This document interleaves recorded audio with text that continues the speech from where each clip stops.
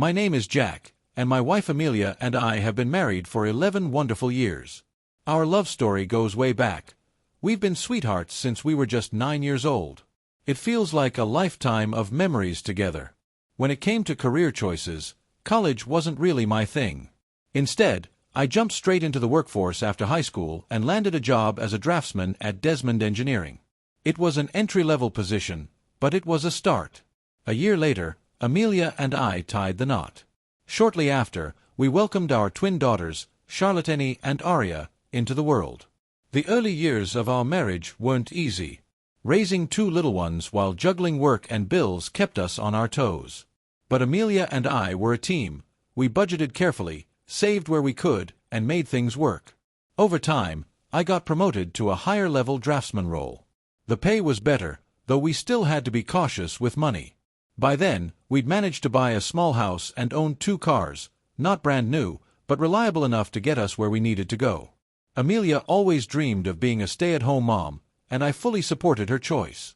She focused on raising our daughters, and since my salary was enough to cover our needs, we didn't see a reason for her to work. Life was simple but fulfilling. Physically, we were both doing well. I stayed active and carried some of the strength I had from my high school football days, where I played right tackle. I wasn't super muscular, but I wasn't flabby either. Amelia, on the other hand, was petite at just over 5 feet tall. She had dark brown hair with bangs that framed her face, and drew her look a bit like a small Marie Osmond. She'd gained a little weight since we got married, but I thought she looked great. Things started to shift when Matthew Martin came into the picture. Matthew moved to our town about a year ago from Lancaster and got a job at Desmond Engineering as a surveyor. We hit it off right away since we used to play football against each other in high school. He was married to his high school sweetheart, Ella, who was a bubbly redhead. The 4 of us quickly became close friends. Ella and Amelia bonded immediately, and since Matthew and Ella didn't have kids, they often babysat for us when we needed a break. Outside of work, Matthew and I spent a lot of time hanging out. Whether it was watching TV or just chatting, it was a nice way to unwind. Meanwhile, Amelia and Ella often went shopping, attended parties, or joined club meetings together. It seemed like a perfect balance. Everyone had their fun while the kids were cared for. But about 6 months ago, I started noticing things that didn't quite add up. Ella, who didn't have children, used to go with Amelia to 1 PTA meeting a month. Suddenly, these meetings were happening every week. The number of parties they attended, like Tupperware or kitchenware events, also skyrocketed, yet they rarely bought anything. They even joined a book club, but Amelia never seemed to have the time to actually read. Another odd change was Amelia's growing collection of fancy underwear. I didn't mind that she was treating herself, but I couldn't help but notice that I wasn't benefiting from this newfound interest in lingerie. At the same time, their weekend shopping trips started to stretch on for hours, yet they'd come back with barely anything. These small things started to nag at me, but I didn't say anything. I didn't want to make a fuss if there wasn't anything to worry about. One night, things took a turn. It was about an hour after I had put the twins to bed. Amelia came home from what she called a basket party. Earlier that evening, she had taken a shower before Ella picked her up, which wasn't unusual. But as soon as she got back home, she headed straight for the shower again. That struck me as strange. While she was in the bathroom, I decided to take a quick peek in the laundry hamper. What I found left me feeling uneasy, a pair of black lace underwear. Now, who wears something like that to a basket party? I'm not usually one to snoop, but curiosity got the better of me. I checked the panties and noticed they were damp and sticky, which only raised more questions. Feeling a knot forming in my stomach, I slipped them into my pocket and decided to dig a little deeper. For the first time in our marriage, I went through Amelia's purse. My focus was on her phone, and what I found shocked me. She hadn't bothered to delete her call logs, which meant I could see all her incoming and outgoing calls for the past week. While most of her calls were to Ella, there were quite a few to someone labeled as KC, KH, and KW. Based on the way the names were written, I guessed that C stood for cell, H for home, and W for work. But I had no idea who these people were or why Amelia was talendrug to them so often. At this point, my mind was racing with questions. Was there something going on that I didn't know about? Or was I just over-thin-andrug everything? I didn't want to jump to conclusions, especially since Matthew seemed completely unaware of anything unusual. I decided to keep quiet for now and gather more information before confronting Amelia or anyone else. After finding those strange numbers in Amelia's phone, I decided to dig deeper. I checked her address book and noticed something odd. Ella had 3 numbers saved too. Ella C, Ella H, and Ella W. Amelia seemed to have a highly organized phone system. Intrigued, I compared the numbers and realized something important. The work number for Ella had an extension, and the number saved as KW was the exact same base number, just with a different extension. That made it pretty clear. Amelia had been calling someone who worked with Ella. It wasn't hard to figure out that Ella must have introduced Amelia to this mysterious K. I needed answers. Since Gilbert Engineering was closed for the night, I decided to make a call to the KW number from Amelia's phone. The call went straight to voicemail. A man's voice came through. "Hello, you've reached the desk of Andrew. I'm not at my desk right now, but if you leave your name and number, I'll get back to you as soon as I can." I didn't say a word and hung up as soon as I heard the beep. That was all the confirmation I needed. Amelia had been talendrooged to someone named Andrew, who worked at Ella's company. Before I could process this any further, Amelia poked her head around the corner. "Robert, are you coming to bed?" she asked casually. I forced a smile. "I'm almost done with this book. I'll be up soon, if I don't fall asleep on the couch first." The truth was, I had no intention of going to bed that night. I planned to stay on the couch, too restless to face her just yet. It was a sleepless night. My mind was spinning with questions and doubts. What had I done wrong? Was there something I could have done differently to prevent this? But I kept telling myself that I wouldn't take the blame for whatever was going on. Still, every time I tried to focus on what to do next, my thoughts drifted back to what I should have done. It was exhausting, both mentally and emotionally. The next morning, I woke up to the sound of our twin daughters giggling in the kitchen. They were mandroog their own breakfast, something Amelia had encouraged to help them become more independent. As I stretched and rubbed the sleep from my eyes, Amelia walked into the room. She looked calm, but there was a hint of unease in her expression. "You'd better hurry, Robert, or you'll be late for work," she said with a forced smile. "No problem," I replied, yawning. "I'm not going to work today." She raised an eyebrow, clearly confused. "Why not? You never miss work." "Too many personal problems," I said casually as I shuffled toward the bathroom. I needed a shower to clear my head. When I came back, the girls had already left for school, and Amelia was sitting at the kitchen table with her coffee. I poured myself a cup and sat down across from her. She looked up, hesitant, as if she could sense what was coming. "Tell me about your affair," I said, my voice calm but firm. There was no point in beating around the bush anymore. Her eyes widened in shock, and she leaned back in her chair. "Get serious, Robert. Is that why you've been acting so strange? Do you really think I'm cheating on you?" "Yes," I replied bluntly. "Now, tell me about your affair." She let out an exasperated sigh. "We've been married for 11 years, Robert. Why would you even think something like that?" "Amelia, I don't have time to play games. I have things to do today. So, I'm as Androog you one last time. Tell me about your affair." She stared at me for a long moment before leaning forward, crossing her arms. "Robert, it's all in your head. There is no affair." I leaned back in my chair, sipping my coffee. "Well, thanks for your honesty, Amelia," I said sarcastically. "But I don't believe you." She took a slow sip of her coffee, trying to look composed, as if she'd regained control of the conversation. "Fine," she said. "Ask me anything. I'll answer your questions." "All right," I said, leaning forward. "Why do you go to PTA meetings every week when the secretary of the PTA says they only have monthly meetings? And why haven't you been to any in the last 6 months?" Her confident demeanor faltered. "I'm not sure what you're talendroog about," she said, clearly flustered. "Oh, really?" I said. "You and Ella have been going to non-existent PTA meetings every Tuesday. Why would you lie about that?" She hesitated, searching for an explanation. Finally, she said, "Okay, fine. I'm sorry, Robert. Tuesday is ladies' night at Rosie's Cantina. Ella and I have been going for the 2-for-1 margaritas. We didn't want you and Matthew to think we were up to something, so we didn't tell you. It was a mistake, and I'm sorry. From now on, we'll tell you. Nice try, Amelia, I said, schaandrug my head. But you know I'll be checkandrug that out. I'm sure Ella will back you up, but how about the staff at Rosie's? Think they'll confirm your story? Her face turned pale, and for the first time, she looked genuinely worried. I stared at Amelia, trying to make sense of her excuses.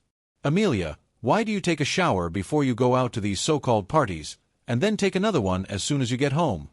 She hesitated, Luandrug for an answer, then said, A lot of the women at these parties smoke, Robert.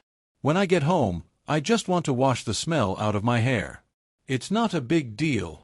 I wasn't buying it. All right, I said, leaning forward. Then why do you wear fancy underwear to these parties? You never wear anything like that for me unless it's a special occasion. Every time you go out with these housewives, you're dressed in your best. Why?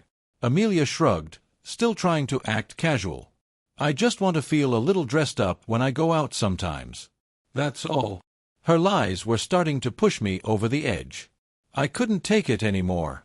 Reaching into my pocket, I pulled out the panties she had worn the night before and tossed them onto the table. These are what you wore last night, I said coldly. The crotch was damp and sticky when you got home. I know exactly what that means, Amelia, and I know it's not from me. Don't even think about trying to tell me it's a yeast infection, or so help me. Amelia squirmed in her chair, avoiding my gaze. She had no quick comeback this time, and the silence only fueled my anger. Damn it, Amelia! I shouted. Why did you come home wearing panties like that last night? I want an answer. Stop it, Robert. Just stop it, she cried, her voice Breandrug. I can't take this anymore. We've been married for 11 years. How can you accuse me of something like this? Her constant denials and lies had finally pushed me too far. My frustration boiled over, and with all the strength I could muster, I hurled my half-filled coffee mug across the room. It shattered against the microwave, pieces flying everywhere. Amelia froze, staring at me with an expression I had never seen before. She looked genuinely terrified. I leaned across the table, lock-andrug eyes with her. Who the hell is Andrew? I demanded, my voice louder than ever. Amelia pushed herself out of the chair, Bisiandrug up to the sink like she was trying to escape. For the last time, Amelia, who is Andrew? She was trembling now, her voice barely a whisper. He's a friend, she stammered. A friend? I scoffed. Did you sleep with him? Yes, she admitted quietly, tears streaming down her face. Yes, I slept with him.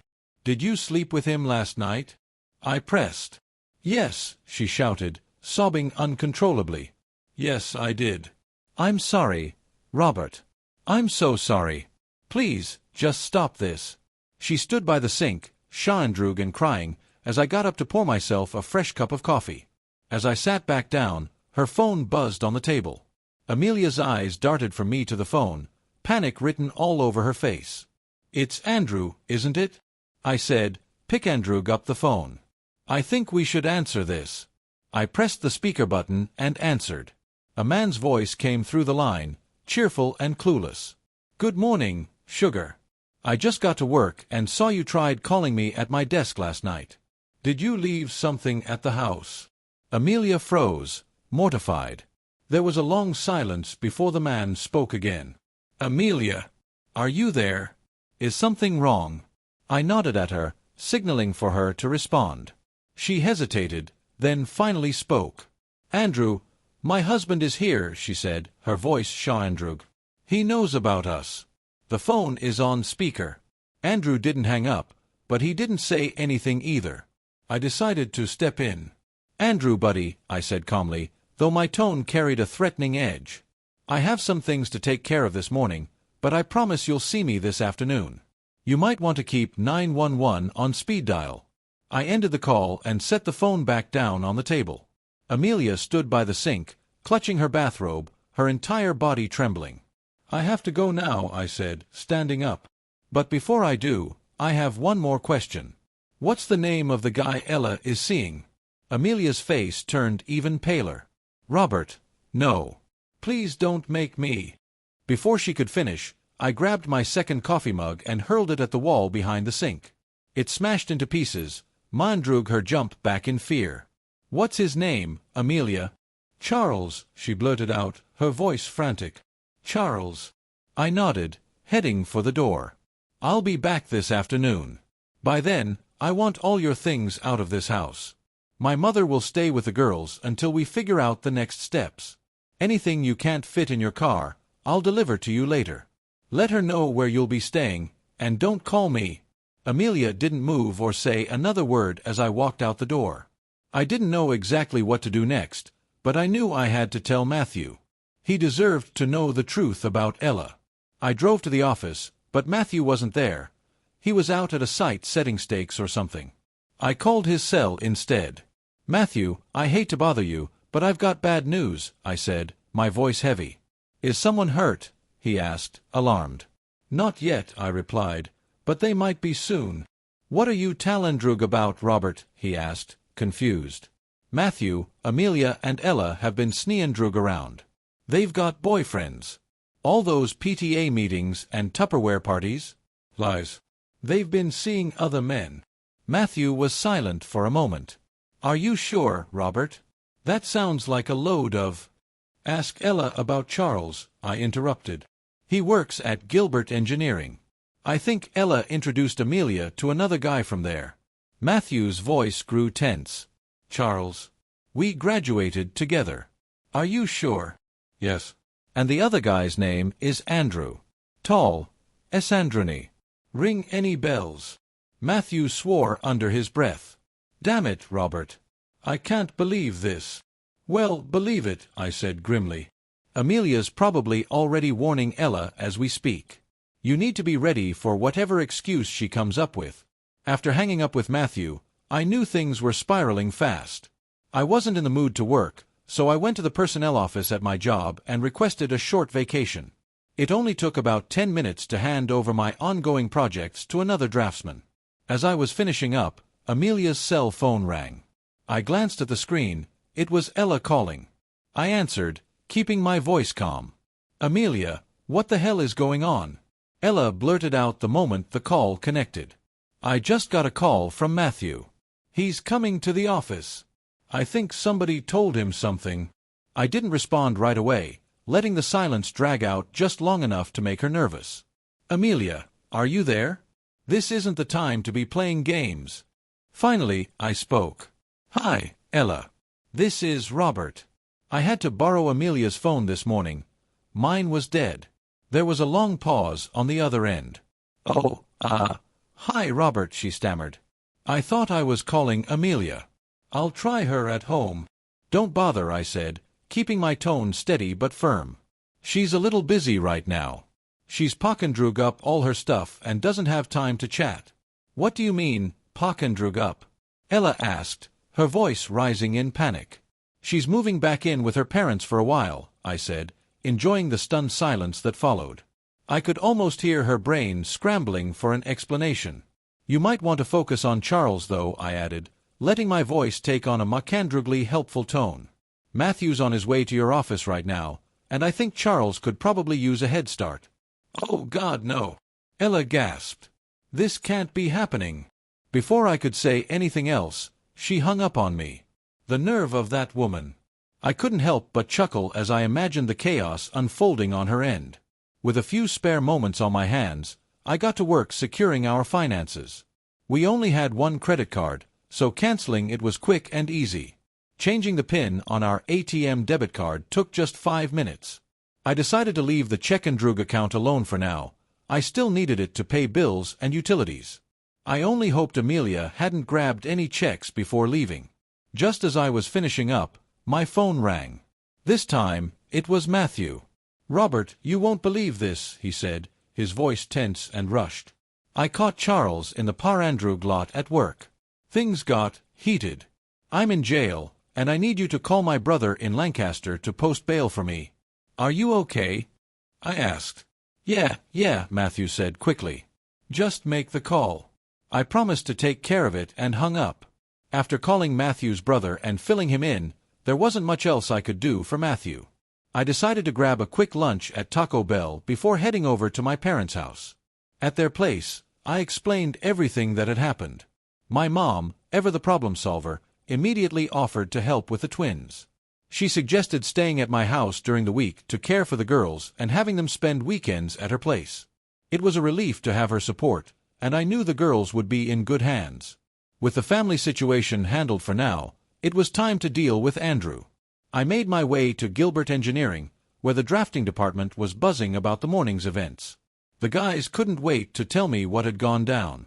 From their windows over Luandrug, the Parandrug lot, they'd watched Matthew catch Charles just as he was trying to get to his BMW. Matthew, in a full rage, had thrown him over the hood of a car and started pounding his face. Security guards had rushed out to break it up, but Matthew wouldn't let go. It took a taser to finally subdue him. They hauled Matthew off in a police car, and Charles was taken away in an EMT vehicle. One of the drafters showed me Andrew's cubicle. It was completely empty. Seems Andrew had decided to quit suddenly that morning. Ella's desk wasn't empty, but she wasn't there either. It looked like she still worked there, but I guessed she was laying low after everything that had gone down. Later, someone passed along Andrew's home address. I drove over, determined to have a word with him. His place was a small ranch house with no garage. A white Lexus sat in the driveway with its trunk and back doors wide open.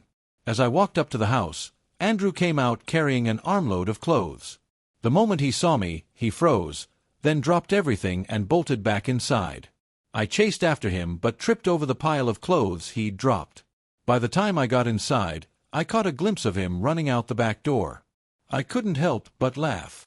Did he really think I was about to beat him senseless, like Matthew? I wasn't that Andrew of guy.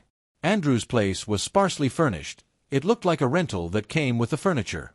That explained why he didn't have a moving truck. Another 10 minutes, and he would have been gone. Since I wasn't in the mood for a chase, I decided to look around. On a desk in the living room, I found his cell phone, a folder containing his passport, and some personal papers. In the dining area, there was a sleek laptop sitting on the table. I gathered up the items, figuring they might come in handy later. I resisted the urge to trash his car, even though it was tempting. It was a beautiful Lexus, and damaging it would have been too satisfying. Instead, I let the air out of one of his tires. He'd have to empty the trunk to get to the spare, and I was sure he'd be doing it with one eye on the street, watching for me. As I left, I thought, I'll deal with Andrew later. For now, he's gotten the message. After visiting the jail to check on Matthew, I saw that his brother had already arrived and was busy dealing with the legal paperwork. I waved at Matthew through the glass and gave him a small smile. It seemed like he had everything under control, so I didn't stick around for long. When I got home, Mom was already there, busy preparing dinner. The smell of her Andrug filled the house, giving me a brief sense of normalcy. We chatted for a bit about the twins and the situation, but before diving into the deeper issues, I excused myself to take the things I had taken from Andrew's house, his laptop, phone, and documents, into the den. This was where I kept my computer and other personal things. I planned to start going through everything to see what I could uncover. Just as I was settling down to begin, Charlotte and Arya came home from school. Their energy filled the house, and I realized I needed to explain what was happening before they started Azendrug questions. But they didn't even give me a chance. "What's Nana doing here? And where's Mom?" Charlotte asked, her voice curious but cautious. Arya quickly chimed in before I could answer. "Your mom and I decided to take a little break from each other," I said gently. "She'll be staying at her parents' house for a while." Before I could continue, Arya broke into a huge smile, while Charlotte rolled her eyes and groaned. "I win! I win! I told you so!" Arya exclaimed, practically bouncing with excitement. "What's going on?" I asked, confused. "What's so funny?" Charlotte sighed dramatically while Arya explained. "We had a bet. I said Mom was cheating on you, and Charlotte said it would never happen. Looks like I won." I froze, stunned by Arya's bluntness. "I never said anything about your mother cheating," I replied, trying to keep my voice calm. "Dad, we're not stupid," Charlotte said, crossing her arms. "Don't treat us like little kids. We know what's going on." I stared at them, completely floored. "How did you know this?" "I just found out myself." Arya smirked and put her arm around my shoulder, a strangely adult gesture for an 11-year-old trying to comfort her dad. "You're a little slow, Dad. And way too trusting," she said matter-of-factly. She continued, "One Saturday, when Mom and Ella said they were going shopping at Andrug of Prussia, Mom wouldn't let us come with them. She said it was a grown-up shopping trip and promised to make it up to us later. But when we got to school on Monday, some kids told us they saw her with some guy at Nobles Grove. We didn't believe them at first, but one of the girls had a picture on her phone. It was pretty obvious what was going on. I was speechless. Why didn't you say something to me? I finally managed to ask. They both shrugged. Then Charlotte added, a couple of weeks later, Lucy's parents saw Mom, Ella, and two guys having dinner at TGI Fridays in Allentown. Lucy told us what they saw. At that point, it was hard to ignore. I sat there, stunned and at a loss for words. Thankfully, Mom called us to the dinner table, giving me a moment to collect myself. During dinner, the subject didn't come up again, and I excused myself before dessert to avoid more questions from the twins. Thankfully, they seemed to drop the topic for the rest of the evening. Later that night, I started digging into Andrew's laptop. I hadn't gotten far when his cell phone buzzed with a text message. It was short and cryptic. DK34 Snafuli, dear Andrew, sorry for the problems. Love, Amelia. The message came from Ella's phone, which meant Ella and Amelia were together. I couldn't resist responding. I typed back, TGI, thanks a lot. Robert. Now Amelia would know I had Andrew's phone. It felt petty, but I didn't care.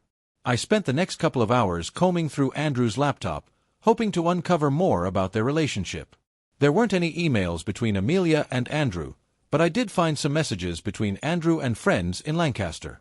What I read left me angry and heartbroken. Apparently, Andrew had been hired for an alternative energy project in Spain, with a start date just 6 weeks away. He hadn't given notice at Gilbert yet, but he had all the paperwork ready for his move. I also learned Amelia had planned to join him in Spain. According to one email, she intended to divorce me and try to take the girls with her. But since she knew I would never agree to let her take them out of the country, her plan was to have me declared an unfit father. The email didn't explain how she intended to do it, but it was clear her strategy would be extreme enough to deny me custody or even visitation rights. The cruelty of it all hit me like a ton of Arius. Amelia, the woman I had loved and shared my life with, had bonded more deeply with Andrew in less than a year than she ever had with me. As I replaced the printer cartridge to print the emails, I realized I was crying. I'm not the android of man who cries easily, but this betrayal cut deep. I printed out the emails and a dozen pictures that weren't inappropriate but clearly showed Amelia's connection with Andrew. Unfortunately, I ran out of photo paper before I could print everything. Later, Charlotte poked her head into the room. "Can I call Mom?" she asked quietly. I couldn't refuse, so I let her. Mom stayed with the twins while they talked to Amelia. From what Mom overheard, the girls didn't hold back. They blamed the entire situation on Amelia. The conversation was short, lasting less than 5 minutes. The next morning, I woke up to the smell of fresh coffee and bacon. Mom, as always, had made a hearty breakfast. The twins were already at the table, finishing their cereal. I joined them, enduring a few good-natured jabs about falling asleep on the couch. The conversation stayed light until it was time for the school bus. Before they left, I called them over. "Girls," I began, "your mother is planning something that might separate us. She wants to have me declared an unfit parent so she can take you away. I don't mind sharing custody if that's what makes you happy, but I won't give up my right to be your dad. I just wanted you to know that." They hugged me before heading out the door, their expressions serious for the first time in days. This story isn't over yet. Things are about to get even more intense. Stay tuned for the next part to see what happens next.